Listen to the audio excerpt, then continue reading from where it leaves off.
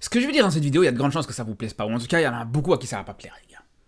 C'est pour ça, je vais vous demander juste de bien écouter ce que je vais vous dire, de pas déformer mes propos, de pas me faire dire ce que j'ai pas dit, et juste d'essayer de comprendre au moins. Même si vous n'êtes pas d'accord, essayez de comprendre au moins ce que je vais vous dire. Parce que je sais que ça va pas vous plaire, je sais que là, maintenant, ce que beaucoup attendent, c'est que je dise « Oh, magnifique, Mazraoui va signer à Manchester United, il va jouer dans un grand club en Premier League, il va relancer Manchester United, il va faire gagner la Ligue des Champions à Manchester United. » Je sais qu'il y en a beaucoup, c'est ce que vous attendez que je dise, les gars, je sais très bien. Mais la vérité, moi ce que je pense, c'est que ça peut être un mauvais plan. Vraiment, je pense que le transfert de Mazraoui à United, ça peut être un mauvais plan, et pour plusieurs raisons. Déjà, premièrement, les gars, c'est pas du tout par rapport à ses qualités.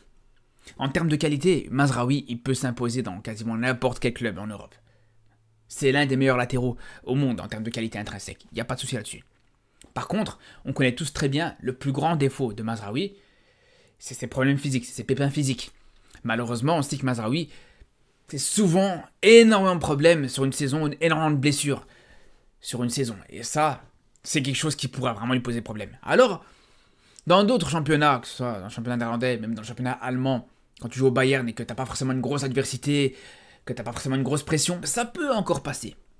Mais en Première Ligue, avec le calendrier chargé qu'on connaît dans ce championnat, avec l'adversité qu'on connaît aussi dans ce championnat aussi, là ça peut être différent. Et justement, il est là le problème.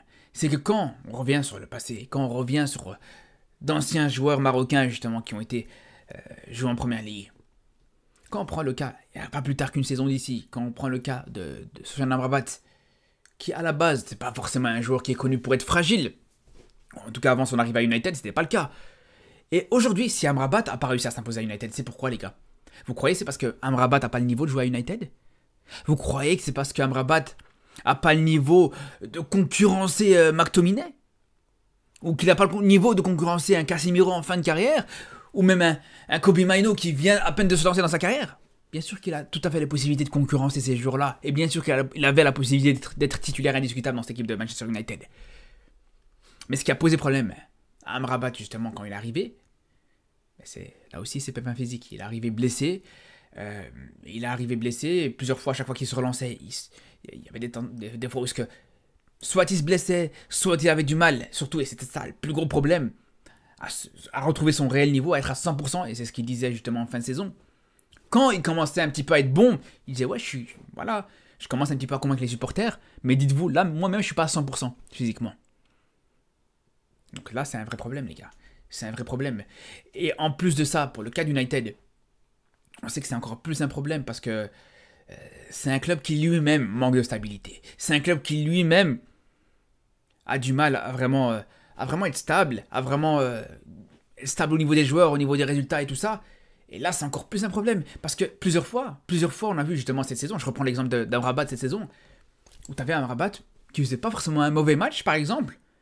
Mais quand tu vois, par exemple, quand il est sur le terrain et que le club, et que l'équipe d'United surtout va perdre son match, des fois ça va être des gros scores, ça va mettre la faute sur Amrabat. Parce que, voilà, autour de lui, il y a plusieurs coéquipiers qui sont maladroits, parce qu'autour de lui, il n'a pas forcément les meilleurs coéquipiers qui peuvent le mettre en valeur. Ben, ça va mettre directement le doigt sur le dernier venu en tout cas, en l'occurrence Sofiane Amrabat. Ce qui risque d'être le cas encore une fois avec Mazraoui à United. C'est ça aussi la différence avec le Bayern. Quand il est arrivé au Bayern, il est arrivé dans un club qui tournait bien. Alors ok, ben, bien sûr c'est pas forcément le Bayern des grandes années, bien sûr que ce Bayern a des petites difficultés, mais ça n'empêche pas que malgré tout, voilà, l'équipe tourne malgré tout bien, il y a des bonnes choses, en championnat, en Bundesliga, ça tourne assez bien aussi, et donc quand Mazraoui revenait de blessure, même s'il n'était pas à 100%, il y avait des coéquipiers qui étaient autour de lui, qui étaient à 100% physiquement, mentalement, tactiquement, et ça facilitait les choses pour lui. Et là, justement, à United, quand il aura face à lui, à côté de lui, un Anthony qui est bon une fois sur deux, qui manque de régularité avec United, qui est pas totalement le joueur qu'on attendait depuis son arrivée à l'Ajax, bien sûr que ça va être compliqué. Et ça, on peut rajouter à ça plusieurs autres joueurs. Pareil pour la défense centrale. Il n'aura pas les meilleurs défenseurs centraux à côté de lui. Donc ça aussi, ça va être un réel, comme je vous dis, un réel problème. Alors ok, vous allez me dire, ouais, il y a des circonstances favorables, bien sûr. Il y a un coach qui le connaît bien, ça c'est positif. Anthony aussi, ils se connaissent très bien. Lui et Anthony, ça aussi c'est une très bonne chose, bien sûr. Je dis pas que on est sûr que ça va pas marcher, mais je dis qu'il y a des risques Que ça fonctionne pas, comme je vous disais, par rapport à ces petits problèmes-là, ces pépins physiques qui sont récurrents, qui peuvent lui poser problème. Je vous ai parlé du cas d'Amrabat. Il y a aussi le cas de Ziyech aussi, les gars. Ziyech, si ça n'a pas fonctionné pour Ziyech à Chelsea, les gars, c'est pourquoi? C'est pourquoi ça n'a pas fonctionné Ziyech à Chelsea, c'est parce qu'on sait très bien, les gars. Qu'est-ce qui s'est passé à ce moment-là, quand il arrive à Chelsea? Blessure. Puis, voilà, il revient de blessure. Il revient sur le terrain. Il est performant. Puis hop, de nouveau, re-blessure. Et ainsi de suite, la fameuse boucle. La fameuse boucle de Ziyech à Chelsea, les gars. Et c'était ça le problème. Et aujourd'hui, quand on a affaire à un joueur comme Mazraoui, les gars, qui est connu pour ça, qui est connu pour ce genre de choses, moi c'est là où je vous dis, au bout d'un moment, pourquoi ne pas aller dans un club comme West Ham? Il y avait West Ham qui était sur le dossier. Je sais que quand je dis ça, il y en a certains, ils deviennent fous. Ils disent, non, mais comment tu peux dire ça? Ça veut dire que tu penses que Mazraoui n'a pas le niveau pour jouer à United? Ça veut dire... Non. Encore une fois, c'est pas une question de niveau.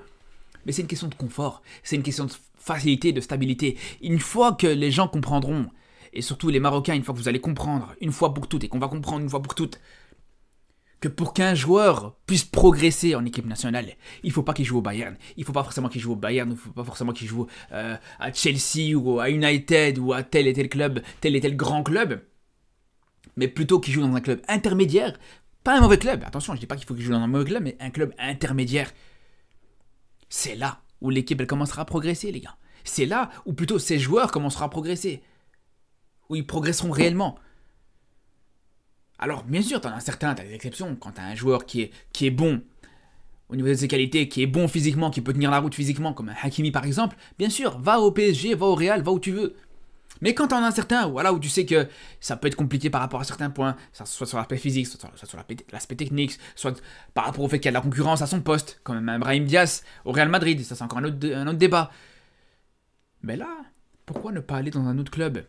La Real Sociedad, le FC Séville, le Betis Séville, West Ham, Crystal Palace, ce genre de club, c'est pas des mauvais clubs, les gars, encore une fois. Mais là, le problème, c'est quoi? C'est la culture de l'instant, la culture d'aujourd'hui plutôt. La culture d'aujourd'hui où, voilà, les gens, ils voient le football que à travers FIFA, ils voient le football que à travers les maillots qui vont floquer, et ils se disent, ouais, non, mais si Mazraoui va à United, je préfère qu'il aille à United plutôt, et d'acheter un maillot de Mazraoui avec l'emblème d'United, les couleurs d'United, plutôt que d'acheter un maillot de West Ham. Alors que, je vous pose la question, les frères, dans quel club, entre West Ham et United par exemple, dans quel club, un joueur comme Mazraoui qui souvent a tendance à se blesser, etc., dans quel club il a le plus de chances de réussir? Et surtout, je vais même vous poser la question différemment, dans lequel club des deux, entre West Ham et United, il aura le plus de chances de revenir rapidement dans le 11 une fois qu'il reviendra de la blessure. Voilà. Voilà, c'est ça toute la différence. Et on sait très bien, les gars, on sait très bien comment ça se passe. Le mec, il signe à West Ham. Il revient de blessure. Voilà. Il est blessé, il revient de blessure. 2-3 semaines plus tard, il est dans le 11, il sort plus du 11. Alors qu'à United, les gars, c'est différent. Alors qu'à United, pour revenir dans le 11, ça va être plus compliqué. Pour rester dans le 11 aussi, ça va être compliqué. Une mauvaise performance, un match où il sera un petit peu moins bien physiquement, c'est fini. Il est là, encore une fois, le problème par rapport à ça. On revient toujours à l'aspect physique. Surtout, encore une fois, et ça aussi, c'est quelque chose qu'il faut prendre en compte. Le championnat anglais, la Première Ligue, les gars, c'est un championnat qui réussit très rarement, très rarement aux Marocains. Malheureusement, c'est le cas, c'est une réalité. Ça me fait mal de le dire, ça me fait mal de le constater, mais c'est le cas. Ziyech, Amrabat, Marwan Chamakh, même Tarabt. Adel Tarabt qui était exceptionnel en Championship une fois qu'il était en Première Ligue, c'était plus compliqué. Oussama Saïdi, bref, les exemples ils sont récurrents. Après, c'est vrai que pour les joueurs défensifs, généralement, ça fonctionne mieux. Romain Saïs, Naïef Aguerd aussi, c'est pas trop mal. C'est vrai que voilà, les joueurs à vocation défensive, c'est peut-être différent, c'est peut-être ce qui peut jouer en faveur de Mazraoui, je sais pas. Mais en tous les cas, voilà, encore une fois, ce qui est sûr et certain, il y a peut-être des circonstances favorables. Encore une fois, on a parlé du coach, on a parlé de Ten Hag. Mais même là, et c'est là on revient justement à ce manque de stabilité d'United. Un coach comme Ten Hag, il faut se dire qu'il était à un match de se faire virer. Avant la finale de FA Cup, le mec il devait se faire virer, c'était acté. Après voilà, il a joué une finale contre City, il a fait un match exceptionnel. Au final, il a été maintenu. Mais c'est pas pour autant que voilà cette saison, le club plutôt et les supporters et tout ça lui font totalement confiance.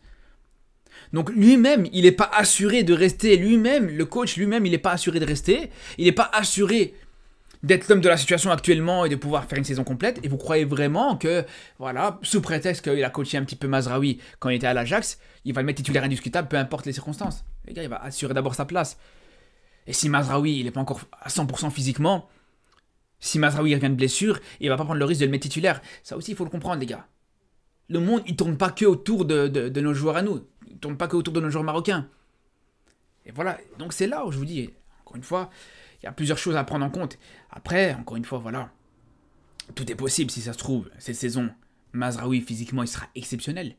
C'est possible que, voilà, il y aura peut-être la fameuse solution pour que, justement, une fois qu'il va arriver à United, il ira beaucoup mieux, il aura plus de problèmes physiques, et c'est tout ce qu'on espère, les gars. Parce que, bien sûr, et là, je le précise quand même, mais bien sûr que si Mazraoui arrive à régler tous ses problèmes physiques, s'il arrive à ne plus avoir ses problèmes de blessure, c'est plus à United que tu peux le mettre carrément à City, pour être honnête avec vous, les gars. Mais malheureusement, voilà. Actuellement, c'est pas encore le cas. Et voilà, justement, c'est ça le problème, c'est que j'aurais espéré, ou j'aurais préféré plutôt, voilà, qu'il aille dans un club intermédiaire en première ligue. Pas un mauvais club, pas un trop grand club, pour que justement il commence à régler ses problèmes de blessure. Et à ce moment-là, pourquoi pas viser un top club, ou retourner dans un top club. Et encore une fois, voilà. C'est mon point de vue par rapport à ça. Peut-être vous serez d'accord, peut-être vous serez pas d'accord, mais j'espère au moins que vous aurez compris, comme je vous dis, mon point de vue. Je vous demande pas d'être d'accord avec moi par rapport à ça. Je vous demande pas de me dire, ouais, non, Chronique, t'as raison, non, Chronique, non. C'est pas ça que je vous demande. Mais ce que je vous demande, les gars, c'est que au moins vous comprenez, parce que je me rappelle qu'à l'époque, quand j'avais parlé de Ziyech à Chelsea, j'avais eu beaucoup de commentaires négatifs. Après, je m'en fous, en soi, les commentaires négatifs, c'est pas ça le problème, mais c'est que beaucoup de personnes qui comprenaient pas justement ce que je voulais dire. Et ça, c'est frustrant par contre. Ça, je vous dis la vérité, quand je reçois des commentaires négatifs parce que des personnes n'ont pas compris ce que j'ai voulu dire, c'est là où c'est un petit peu dérangeant. Après, quand des personnes ne veulent pas comprendre, ça c'est encore différent. Mais tout ça pour dire qu'à l'époque, avec Ziyech à Chelsea, malheureusement, voilà. Malheureusement, j'avais déjà parlé de tous ces arguments-là, j'en avais déjà parlé. Le fait que voilà, c'était peut-être une marche un petit peu trop élevée entre l'Ajax et Chelsea, que voilà, la concurrence était un petit peu trop élevée du côté de Chelsea aussi, peut-être qu'il aurait peut-être fallu passer par un club intermédiaire en première ligue avant d'aller à Chelsea. Bref, ces choses-là aussi, j'avais dites pour Ziyech à l'époque, et malheureusement, voilà, c'était ce qui s'était passé. Et à mon plus grand regret, encore une fois, bien sûr que c'est à mon plus grand regret, et encore une fois, bien sûr qu'à aucun moment, je me suis réjoui quand je me suis rendu compte qu'entre guillemets, j'avais eu raison pour Ziyech. Et à aucun moment je me réjouirais si là je me rends compte que pour Mazraoui, ben, j'aurais raison par rapport à ça. Et je vous dis, j'espère même me tromper, j'espère même qu'un jour, voilà, après un gros match de Mazraoui avec United, ou après même un titre que Mazraoui pourrait gagner à United, ou faire gagner à United pour le coup, ben, j'espère que voilà, je devrais faire une vidéo où vous dire, voilà, Mazraoui, pardon, Mazraoui, tu m'as montré que je me suis trompé. Et c'est tout ce que j'espère. Bref, en tout cas les frérots, on se dit à très vite pour de nouvelles vidéos. Que ce soit sur le football marocain, le football africain, le football européen comme d'habitude. Donc à très vite, et surtout d'ici là, prenez soin de vous.